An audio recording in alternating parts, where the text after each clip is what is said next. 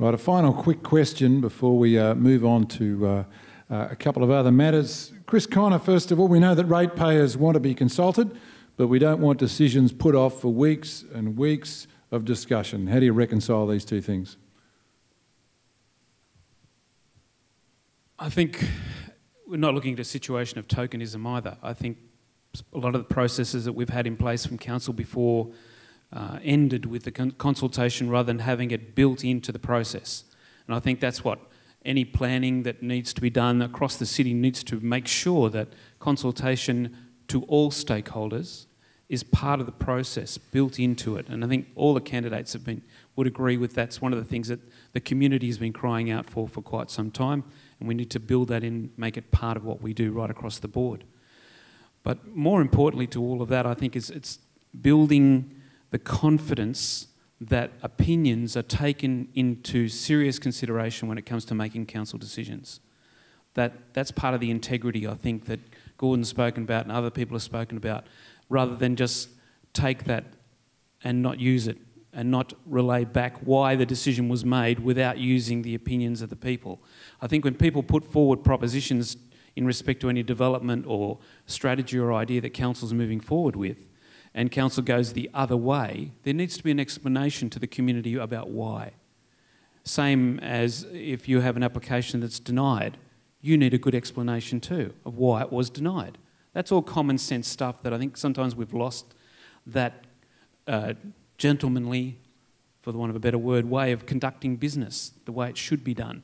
People need to know what they are getting into and that their opinions are taken. And I don't think we should have a situation where openness slows down the process, but I think what it does is removes the frustration and it removes that idea of suspicion too from people, that things are being decided without their opinion being taken into consideration, and that's important. Okay, Rod Oxley, how do we consult without slowing down the process too much, especially for business people?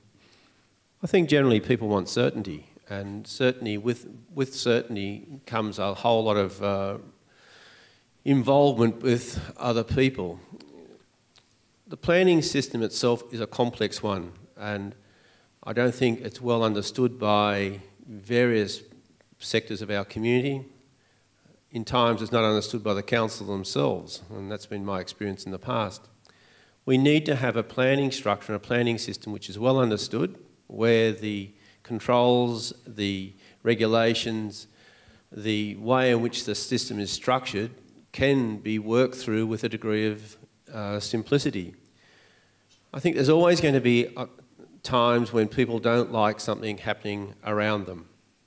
And what's going to be needed is certainly those people's views need to be heard, but at times there's going to have to be decisions made which might not be in accord with what their views are. The only way that can be changed is you change the policy. You change the planning regulations. You change the planning controls or standards. But whilst you have those in place, there is an entitlement and there's a right for people to be able to put applications forward, and if they comply with those, they have an expectation that they can get approved. And that might be a hard-nosed approach to take, but the reality of it is, what we are seeing with the slowing down of the process, the development application process, is costing a significant amount in terms of the non-creation of job opportunities, the complete waste of resources which would be better off deployed in other ways, and a frustration that's been built up by both the community who are affected and the applicants who are making the applications. So until such times as we can clearly articulate and make it well known as to how the planning process actually does work and ensure that we comply with the way in which it's been structured to work, we're going to always have these conflicts. The thing that we always should avoid is having to go through a legal process in determinations of development applications. I was contacted just during the week by somebody who was not happy about the proposal for a resource recovery centre at Cringilla. So I thought I'd take the opportunity of reading through all the material that had been submitted to the consent authority in assessing whether or not that should have been approved or not.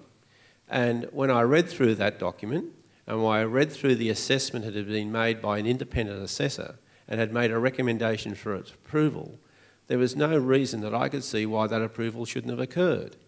But that hasn't been the case. We now are going to have that particular matter going to the Land and Environment Court, which is going to consume a whole lot of resources by both the council, the applicant and others, to come up with an outcome which is, in my view, not going to be much different to that which was being recommended.